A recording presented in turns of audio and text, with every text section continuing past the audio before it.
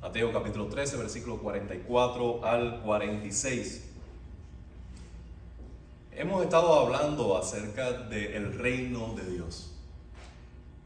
Jesús tenía este tema como la prioridad en su mensaje. Leyendo el Evangelio de Marcos, en el mismo capítulo 1, iniciando Jesús su ministerio, dice que él predicaba este Evangelio. El reino de los cielos se ha acercado.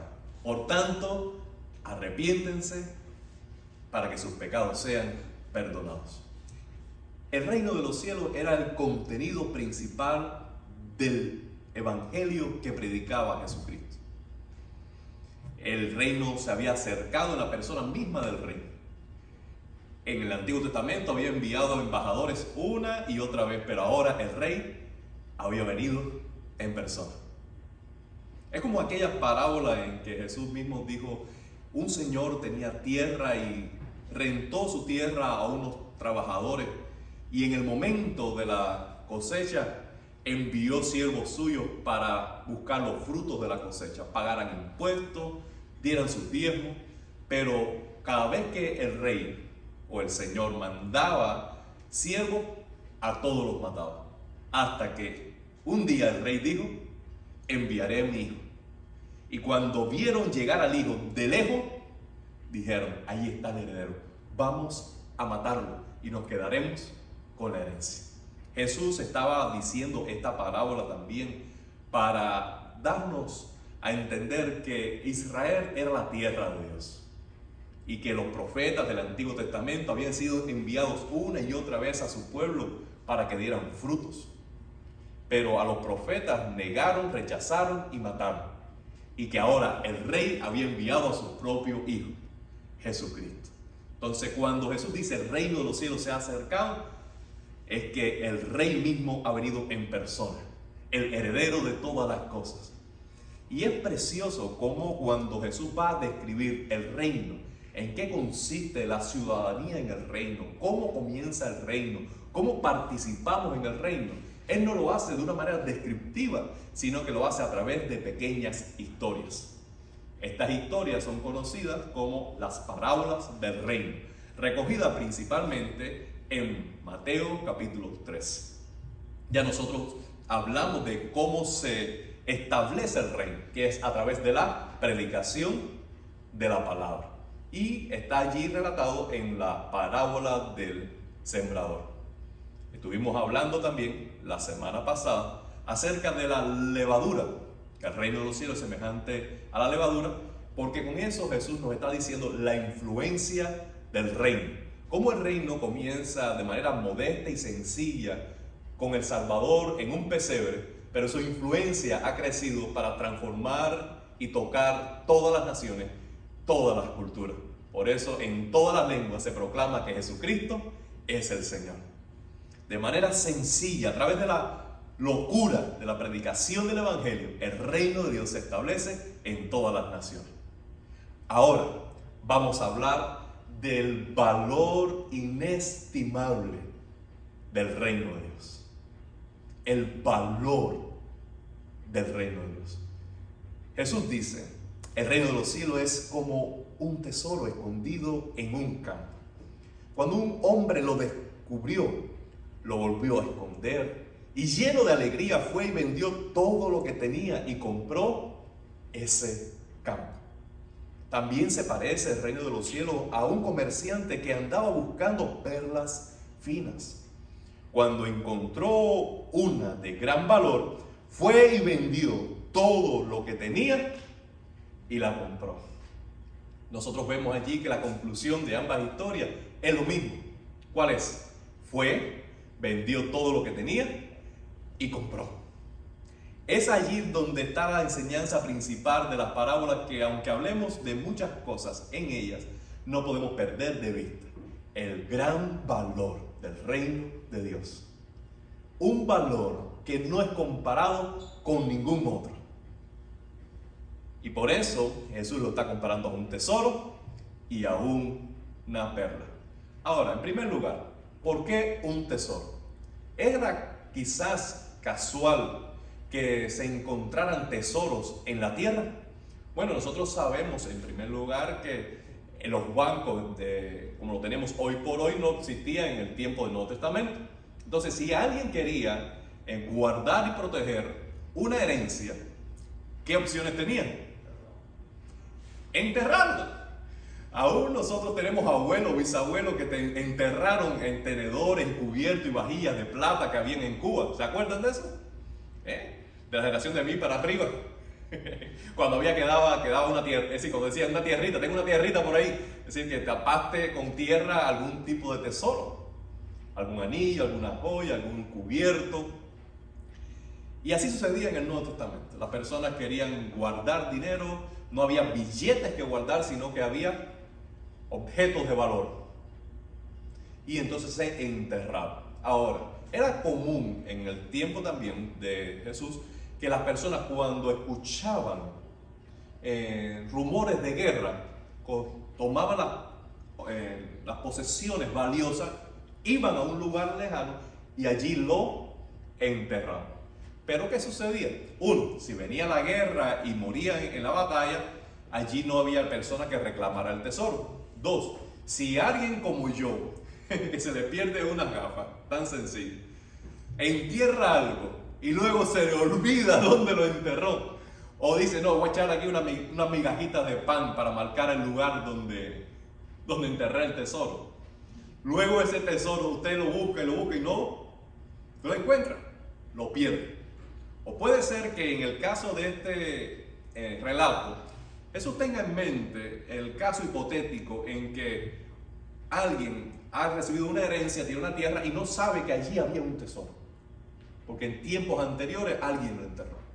La cuestión es que Jesús está ilustrando cómo alguien puede estar trabajando en la tierra de otro o pasando por la tierra de otro y tropezar, encontrar inesperadamente un tesoro que otros no vieron. Ahora, el segundo caso es el de una perla. Nosotros hoy no estamos tan acostumbrados a ver, manejar perlas. ¿Usted ha visto perlas reales así, de este valor? ¿Usted, alguna abuela, un tío, ha ido a alguna joyería donde se exhiben perlas preciosas? Preciosas, un valor indescriptible. Ahora, la mayoría de nosotros están más asociados quizás al concepto de los diamantes, aunque no tenemos muchos diamantes, sino simplemente por mencionarlo más en nuestro tiempo contemporáneo. Bueno, una perla para el tiempo de Jesús es como un diamante para nosotros en el tiempo actual. Nosotros podemos encontrar un diamante que es bien pequeño, que casi no se ve en el anillo y vale una fortuna. Vale una fortuna. Ahora, ¿cómo encontrarían en el tiempo de Jesús una perla? Tenemos allí. Siguiente. Una perla. La perla la fabrica la misma ostra en las profundidades del mar. Ahora, hoy en día nosotros tenemos buenos barcos, equipos de buzo y otra tecnología para ubicar el potencial de un hallazgo de perlas. Ahora, en el tiempo de Jesús, las personas se montaban en un barco modesto, a vela. ¿Ustedes saben cómo se sumergían en las profundidades? Tomaba una soga, se la amarraba a la cintura y en el otro extremo, peñas de piedra. Y entonces tiraban las piedras y se lanzaban y bajaban alando la cuerda hasta lo profundo. Y allí empezaba a buscar durante el tiempo que les permitían sus propios pulmones. Ahora, las perlas mayormente están en los arrecifes, pegados a la costa, en las profundidades. Entonces están casi a veces pegadas a rocas. No es que usted tropezó con ella, sino que tiene que buscarla. Ahora, cuando se hallaba una, después de tantos intentos y después de sacar tantas otras, no es que cada otra hay una perla. Ahora, cuando logras hallar una, usted se imagina el valor que tiene. el valor que tiene. Por eso cuando Jesús va a hablar del reino de Dios, Él está diciendo, ¿a qué lo compararé? ¿Qué puedo encontrar en mi cultura que sea de valor? Bueno, un tesoro y una perla. Así de valioso es el reino de Dios. Ahora, ¿qué aprendemos de estas parábolas? Voy a decirle 4 verdades. Primero, que ambos hombres vieron algo que los demás perdieron de vista. La palabra clave allí es revelación. ¿Puede decirla junto conmigo? 1, 2 y 3. Revelación. El reino de los cielos necesita ser revelado. La palabra revelar es correr el velo.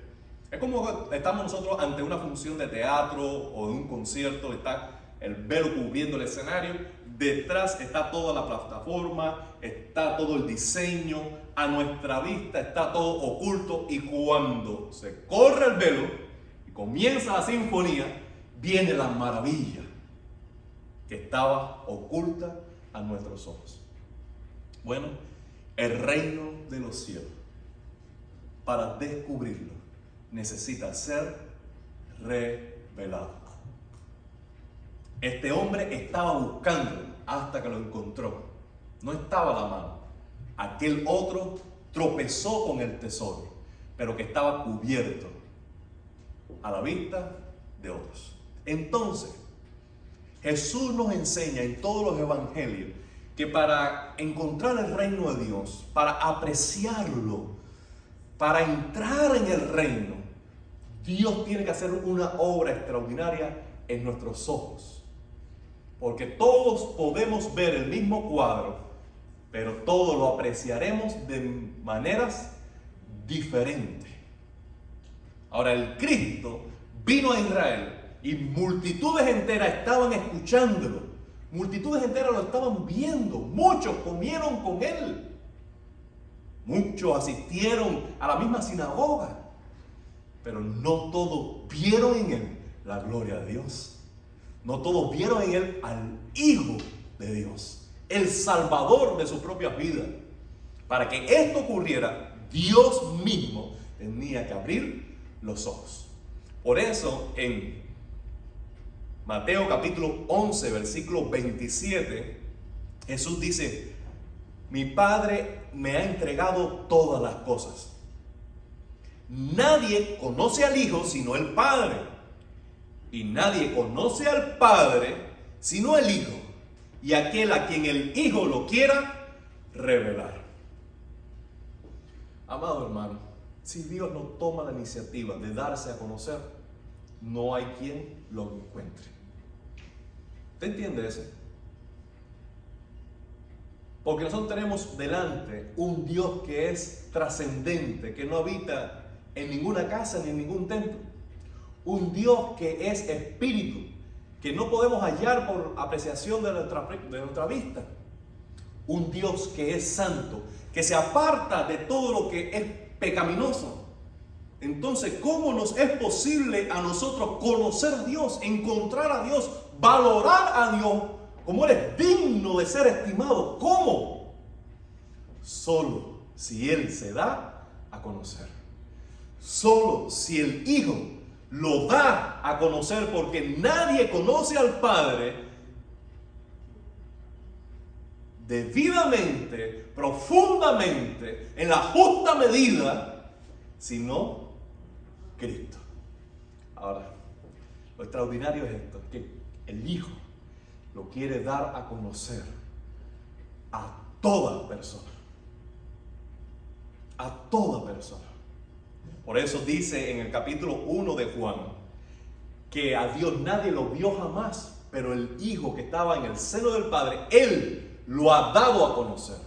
De manera que quien ve al Hijo, ve al Padre. Quien escucha al Hijo, escucha al Padre. Quien se relaciona con el Hijo, está encontrando al Padre. El Hijo debe darlo a conocer. Cuando leemos Mateo capítulo 16, nos dice que el Padre mismo se debe dar a conocer. Miren, cuando Jesús dice a los discípulos: ¿quiénes dicen los hombres que es el Hijo del Hombre? Pedro responde: tú eres el Cristo, el Hijo del Dios viviente. Y Jesús le dice: eres dichoso, Pedro, porque esto no te lo dijo ningún ser humano, esto no te lo reveló carne y sangre, sino mi Padre que está en los cielos. Anteriormente nos decía que el Hijo da a conocer al Padre, pero ahora este versículo nos está diciendo que es el Padre quien alumbra los ojos y alumbra el corazón para que comprendamos y conozcamos al Hijo. En esta tarea de autorrevelación también trabaja el Espíritu Santo. ¿Qué le parece?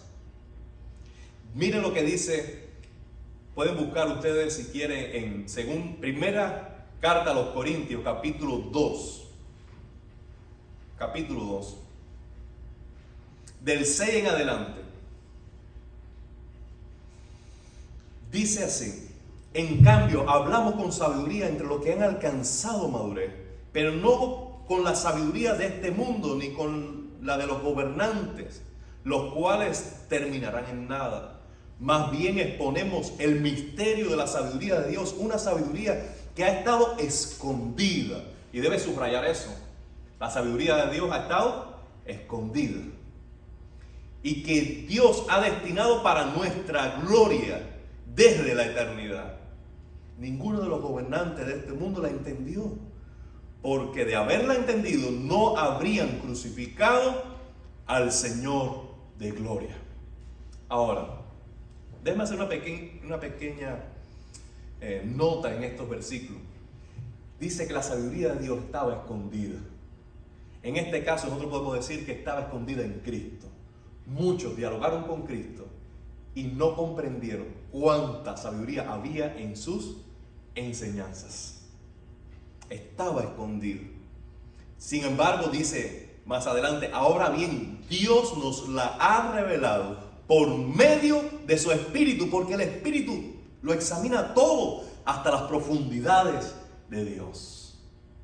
Es el Espíritu Santo que ahora en la actualidad puede tomar la palabra de Dios y abrir nuestros ojos para que comprendamos el Evangelio y el reino de Dios. Tú no puedes entender las Escrituras, tú no puedes apropiarte de un mensaje pastoral sin que el Espíritu Santo alumbre tus ojos, destupa tus oídos y despierte tu corazón para apreciar y valorar lo que se te está enseñando, la palabra de Dios. Es solo el Espíritu que conoce al Padre, que ama y conoce íntimamente al Hijo, quien puede hablar de ellos correctamente. Y para eso usa la palabra ya escrita y la exposición recta de esa palabra, para que en un momento como ahora nosotros despertamos a las realidades espirituales. Más adelante, para no leer más, dice que esto no lo puede experimentar un hombre incrédulo. ¿Por qué? Porque él es un hombre natural. ¿Qué quiere decir? Que solo lo que hay en él es biología, es física, como decimos nosotros, carne y hueso. Pero nosotros que hemos sido adoptados como hijos de Dios, en este cuerpo humano ahora habita ¿quién? El Espíritu Santo, y el Espíritu Santo nos guía a toda verdad. Ahora nosotros tenemos un alma que ha resucitado, un alma que tiene vida eterna. Ahora nosotros hemos sido adoptados como hijos amados. Ahora podemos entender las cosas de Dios. Ese pasaje al final termina de una manera preciosa. Dice: pero nosotros tenemos la mente de Cristo. ¿Qué quiere decir eso? Quiere decir que ahora, por la acción del Espíritu Santo en nuestra alma, nuestro pensamiento se renueva para llegar a pensar más y más semejante a como lo hace Jesucristo. Amado hermano, la verdad bíblica hace un cambio, hace un efecto tan poderoso en el ser humano, que no solo nos abre los ojos para comprender a Dios, sino que nos transforma a la imagen de aquello que vemos en Dios. Si vemos que Dios es bueno y lo comprendemos, trabaja en nosotros para ser generosos y buenos con otros. Si comprendemos de manera espiritual que Dios es amor, empezamos a amar a los demás como recibimos el amor de Dios. Si creemos y comprendemos que Dios es santo, El abrir nuestros ojos a la santidad de Dios nos hace temer en su presencia y nos ayuda a caminar en rectitud. Ese es el efecto extraordinario que hace Dios cuando se revela a nuestra vida, que se hace carne en nosotros. Aleluya. Esta es la acción reveladora de Dios. Si Dios no nos corre el velo, no podremos ver en Cristo un Salvador, en el Evangelio un tesoro. ¿Cuántas personas habrán caminado por ese campo sin tropezar con el tesoro? ¿Cuántas personas se habrán bañado en esa playa o sumergido en esas aguas sin encontrar esa perla? ¿Cuántas personas escuchan el mismo evangelio que a ti te ha salvado? Ojean la Biblia que tú amas y no pueden ver más que simple papel o un libro que se coloca en el librero a la par de otras filosofías, creencias, sin ver en ello valor alguno. Y eso está claro de esa realidad. Y está diciendo, hay un valor tan grande en el reino de Dios que es incomprensible para la mayoría, pero algunos pueden ver lo que otros pasan por alto. Y mi pregunta es, ¿estás pudiendo ver el tesoro que es estar en Cristo? El valor eterno que hay en una relación con Cristo.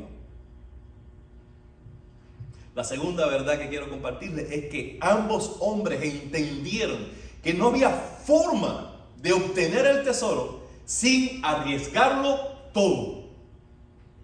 No hay forma de obtener ese tesoro sin arriesgarlo todo. El hombre que encontró el tesoro fue a casa y vendió todo lo que tenía. Aquel que tropezó con el vendedor de perlas, al verla, le dijo, guárdamela allí, yo vengo ahora. Regresó a casa y vendió todo.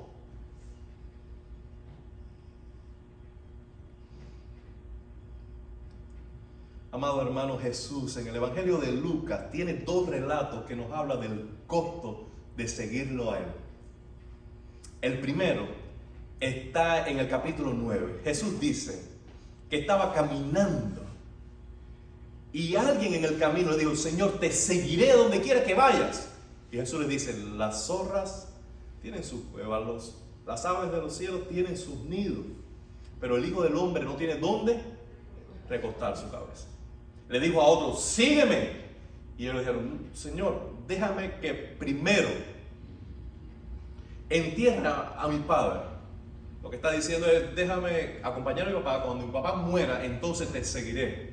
Y Jesús le dice, deja que los muertos espirituales se dediquen a enterrar los muertos físicos. Es decir, pero tú ven y proclama el reino de Dios. Lo que está diciendo, los intereses de quienes procuran las cosas espirituales son diferentes. Y esos intereses nos ocupan. Entonces, sígueme tú. Y otro, tercero, le dijo, Señor, te seguiré, pero deja primero que me despida de la casa.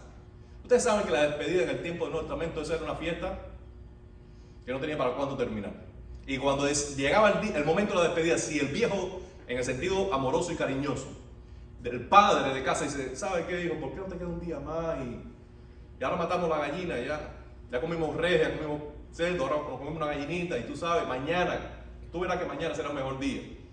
Eso no es invento mío, porque en el libro de Génesis, cuando Jacob quería despedirse a su suegro, era una fiesta tras otra, y la fecha de despedirse se aplazaba más y más, y no llegaba el momento. ¿Por qué? Porque esa es la cultura hebrea. Jesús está diciendo, no, hay urgencia en el seguir a Cristo. El seguir a Cristo, el responder a Cristo hoy es el día de salvación. Hoy es el momento aceptable. Hoy es cuando hay que seguir a Cristo. No se puede postergar más. Con estos 3 encuentros, Jesús nos está diciendo, hay un costo. Hay un costo en seguirme. Los 3 dijeron de alguna manera, déjame primero. Al decir déjame, es decir, yo quiero mantener el control. No tú, déjame. Y cuando dice primero, es decir, yo quiero establecer lo que es prioridad para mí. Pero seguir a Cristo no se puede hacer así, amado hermano. Lo sabemos, ¿verdad? Cuando tú quieres seguir a Cristo, Cristo es el Señor. Él establece las prioridades, la urgencia. Y nosotros simplemente, ¿qué tenemos que hacer? We have to follow Jesus. And that's it. No hay más nada que hacer. Responder en Él. Jesús también, más adelante, en el capítulo 14, dice Él, cualquiera que quiere seguirme a mí, debe ser semejante al hombre que antes de edificar una torre, calcula si con el dinero que tiene puede levantarla, no sea que empiece a hacer las inversiones, después no tenga el dinero para terminarla y venga a ser burlado por su generación, que este hombre no calculó bien y dejó su proyecto a medias. O como el hombre que es avisado de guerra y debe saber si con los hombres que tiene puede vencer al ejército enemigo. Y si comprende que no va a poder vencerlo, entonces ¿qué hace? Envía condiciones de paz. Estemos en paz. ¿Qué podemos hacer? ¿Cuál es el contrato? ¿Cómo podemos conciliar para no ir a guerra? Y Jesús está diciendo, ¿sabes qué? Antes de seguir a Cristo, debes valorar el costo. Pero déjame decirle algo, que el costo de no seguirle a Él es aún mayor. Porque el costo de seguirle a Él ahora está en que nuestro sistema de valores está devaluado, está tergiversado. Y tenemos por importante y deseable aquello que no lo es. Y el costo es personal en el sentido de reestructurar nuestro sistema de valores y apreciar lo que es valioso e importante desde la perspectiva de Dios, porque es la perspectiva eterna. Cuando tú haces esa corrección de valores, realmente tú haces más fácil el pago del costo. No obstante, es un costo temporal de esta vida ahora. Pero déjame decirle algo. Usted sabe que no seguir a Cristo tiene un costo eterno. Un costo eterno. Es como si nosotros fuéramos a invertir en la bolsa de valores. De pronto usted amanece una mañana y ve que una variable en la bolsa de valores está subiendo, subiendo y subiendo. Y dice, ¿sabe qué? Oye, aquí hay ganancia. Y usted pone su dinero en esa cuenta, porque tiene una ganancia inmediata. Lo que no sabe es que la próxima semana eso va a caer de picada y usted va a terminar con pérdidas en vez de ganancia, porque desde la perspectiva de la línea del tiempo tú vas a tener pérdidas. Ahora, si tú sabes que va a tener pérdidas al final, ¿quién inteligente aquí invierte porque hoy estoy ganando? Ninguno. Porque el costo de no seguir a Cristo será aún mayor. Por eso, sabiendo eso, los discípulos, cuando comprendieron quién era Cristo, dice que dejaron la barca, el negocio de los padres, y le siguieron gozosos. Tercero, estos 2 hombres valoraron la recompensa de obtener el tesoro mayor que el costo del mismo. ¿Por qué ellos estuvieron dispuestos de venderlo todo? Porque sabían que lo que estaban obteniendo era mayor. La palabra clave allí es apreciación. ¿Puedes decirlo? 3 y apreciación. Vamos todos. 3 y apreciación. Es tener una estimación exacta del valor. Estás apreciando lo que estás recibiendo por su justa medida. Mira, amado hermano, en la lectura bíblica que tuvo nuestro hermano Eric Dani, estaba presentando a Pablo. Pablo había sido circuncidado al 8º día, era del pueblo de Israel, era benjamita, hebreo, fariseo, y en cuanto a los celos por la ley, él perseguía a la iglesia porque la veía como enemiga. Amado hermano, todo lo que él había, su proyecto de vida, donde estaba su valor, lo que él más estimaba, cuando tropezó con Cristo,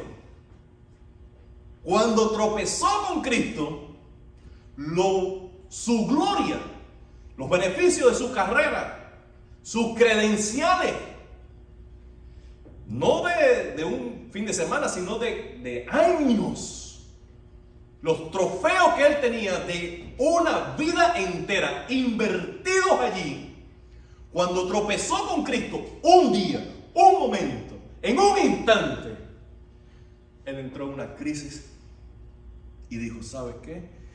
Todo lo que he construido,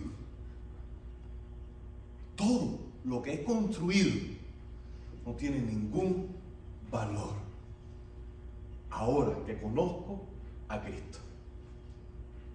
Y miren, si ustedes buscan en sus Biblias, por favor, si ustedes serían tan amables de ir a su Biblia, en Filipenses capítulo 3.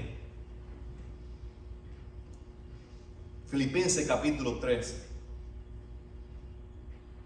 Pablo dice, alrededor del versículo 5, 6 en adelante, dice, ahora lo considero pérdida a causa de Cristo. No que lo considero de bajo valor, sino que esto me estorbó para encontrar el verdadero valor en la vida, que es Cristo. Esto lo estimo como pérdida.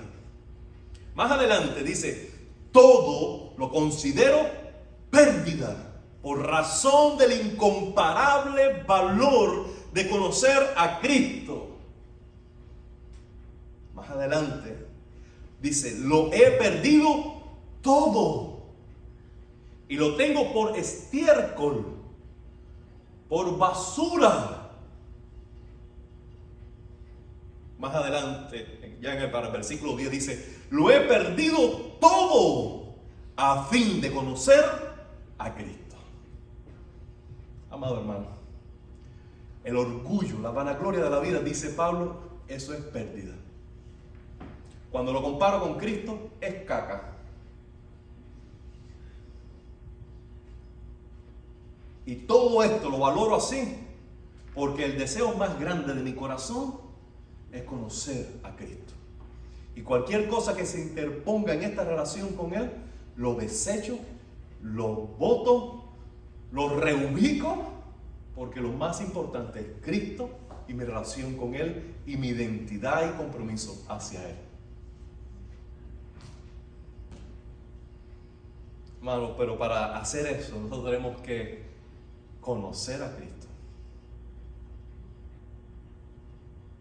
Para poderlo apreciar justamente y estar luego dispuesto a venderlo todo. Ahora tú te preguntas, ¿por qué yo todavía me reservo esta área de mi vida para mí? ¿Por qué en esto no estoy agradando a Dios? ¿Por qué yo hablo de esta manera? ¿Por qué yo persigo esto? ¿Por qué todavía me cuesta rendir esto? ¿Y sabes cuál es la respuesta? Porque no hemos comprendido a Cristo como debemos hacerlo. Porque mientras más le conozcamos, más le valoraremos. Y mientras más le valoraremos, todo lo demás se distanciará y perderá su valor en perspectiva de la gloria del Hijo de Dios. ¿Puedes decir amén? Por eso ese hombre vendió todas sus propiedades para conseguir ese tesoro. Y vendió esa propiedad para comprar una perla. Porque allí, en esa única perla y en ese único tesoro, están encerrados todo el valor del mundo. ¿Puedes decir amén? Ahora, La última verdad es esta. Y es que estos hombres, en cuarto lugar, hicieron su sacrificio gozoso. Su sacrificio gozoso. Ahora, nosotros podemos preguntarnos, ¿hay algún sacrificio que pueda ser alegre? ¿Hay algún sacrificio que pueda hacerse gozoso? En una medida sí. ¿Por qué? En la medida, podemos decir que es sacrificio porque hay un margen de riesgo. Hay un margen de fe en que tú tienes que apostar. Tú tienes que decidir. Tú necesitas poner valor. Tu voluntad tiene que mover su valor hacia esa dirección. En el ejercicio de hacerlo, hay riesgo, hay fe, hay confianza de que esa inversión va a valer la pena. Y eso sí, hay algo allí de sacrificio, de ajuste. Pero cuando tú lo valoras bien quién es Cristo, entonces el sacrificio no es tanto sacrificio porque tú lo estás haciendo con gozo, porque sabes que la ganancia es mayor. Entonces no es tal sacrificio, sino simplemente es una inversión. Si yo supiera que poniendo $10 diario en una cuenta específica para el próximo año yo voy a tener $1.000.000, ¿usted cree que sacar $10 diarios es sacrificio? No porque no me estoy comiendo la pizza, no porque no estoy desayunando el pan que me gusta, no. Pero tú estás poniendo esos $10 sabiendo que vas a tener $1.000.000. ¿Cómo tú lo haces? Con gozo, con alegría. ¿Por qué? Porque el gozo viene de la esperanza de que el premio será mayor que la trayectoria, que la inversión. Por eso él lo vendió todo el paisaje que tenía delante, lo redujo a una sola bolsa y con eso fue y compró un tesoro o compró una perla. Pero él dijo, aquí hay una ganancia mayor que todo lo que tenía en el mundo. Amado hermano, qué gozo, qué alegría, qué celebración, qué regocijo hay cuando hallamos a Cristo. Cuando somos liberados del perdón de nuestros pecados, cuando somos adoptados por el Padre, cuando tenemos herencia eterna, cuando tenemos familia de Dios, ¿cuánto recibimos por gracia? Eso produce gozo, alegría. Y ese es el tono de la vida cristiana. El tono de la vida cristiana es gozo. Adoramos con gozo, predicamos con gozo, compartimos con familia, pero con gozo. El fruto del Espíritu es amor, gozo. Amado hermano, no tenemos un Dios aburrido, no tenemos un Dios quejoso, no tenemos un Dios lastimero. Tenemos un Dios que es el Dios del gozo. Y Él da alegría a nuestro corazón mayor que la alegría que produce el vino, la borrachera y la lujuria del mundo. Hay gozo perpetuo, inquebrantable, fuerte como el acero en el corazón de aquellos que se regocijan en Dios su Salvador. Si tiene, está bien, y si no tiene, está bien. Con todo y en todo me gozaré en mi Señor. Oh Dios, sacúdete ya, sacúdete esa queja, ese lamento, ese quebranto. Recibe consuelo de Dios, fortaleza de Dios, esperanza de Dios. Levántate, extiende tus alas como las águilas, vuela en lo alto. Hay gozo en la casa de Dios, hay gozo en la palabra de Dios, hay gozo en el Espíritu de Dios, hay gozo en la obediencia y hay gozo por la eternidad. Que suban las casas, que suba la gasolina, que se chive el tráfico. Con todo me gozaré en Dios, mi Salvador. Gozo inquebrantable de la presencia de Dios, de la palabra de Dios, de la comunión con Cristo. Gozo inquebrantable. No quiere decir que estemos siempre con una sonrisa como si fuera un tatuaje o una cicatriz. No estamos diciendo eso. Estamos diciendo en el contentamiento, la satisfacción que tenemos en la voluntad de Dios. aunque se me salga una lágrima, aunque pase por una dificultad, pero hay gozo de que esto lo voy a vencer, porque Dios está conmigo. Esto lo voy a superar, porque el Señor me da fuerza. ¿Tiene sentido? Amado hermano, cuando tú encuentras a Cristo, tú entras en su reino y tú eres enriquecido. Y todo lo que el Señor te dice, dame, tú lo das con gozo. Tú das con una mano y el Señor te llena las dos. Porque Dios es bueno. Dios es bueno. ¿Qué te hace pensar esta parábola? Y termino. Primero, que esta parábola no me está diciendo cómo comprar el reino. Cuidado. Sino cómo lo recibimos. Esta parábola no está diciendo tú tienes que vender todo, sacrificarlo todo, dejarlo todo, porque dejándolo todo, tú vas a merecer un lugar en el cielo. No. Lo que está diciendo es cómo tú recibes el reino. ¿Cómo tú lo recibes? Tus ojos tienen que ser abiertos. Tienes que ver valor en Cristo. Y ese valor debe superar todo, al punto que puedas renunciar a cualquier cosa, porque gozosamente decides seguirlo a Él. Esta parábola me está diciendo que la adquisición del reino es algo personal y no colectivo. Porque tu papá o tu mamá sean cristianos, tú no lo eres. Porque tu abuela hizo una promesa, tú no recibes esa bendición. La provisión es personal. También me está diciendo que la adquisición del reino se viene desde diferentes posturas, desde diferentes circunstancias. El buscador de perlas estaba buscándola y la halló. Aquel otro simplemente tropezó con algo inesperado. Y así sucede en la vida.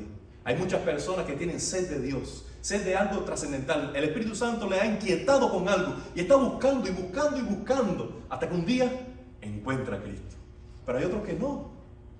Hay otro que simplemente estaba almorzando y tú le compartiste el evangelio y cuando no se lo imaginó, halló a Cristo en un lunch. No importa desde qué punto en la vida encontremos el tesoro, lo importante es que Él nos enriquezca ya. Y si aún lo dudas, recuerda esto. 2 Corintios 8:9. Porque ya conocen la gracia de nuestro Señor Jesucristo, que por amor a nosotros se hizo pobre, siendo rico, para que nosotros en nuestra pobreza fuéramos enriquecidos por Él. ¿Todavía tú no ves a Cristo lo suficientemente valioso para dejar eso? Déjame decirte que Él, en cambio, te vio a ti tan valioso, que vendió todo el cielo, toda la adoración de los ángeles, toda su posición de autoridad, lo vendió todo para comprarte a ti a precio de sangre. Yo creo que tenemos en Cristo, en el Evangelio, la suficiente inspiración y motivación y combustible para hacer lo que Él hizo y adquirir el reino de Dios como un tesoro y como una perla.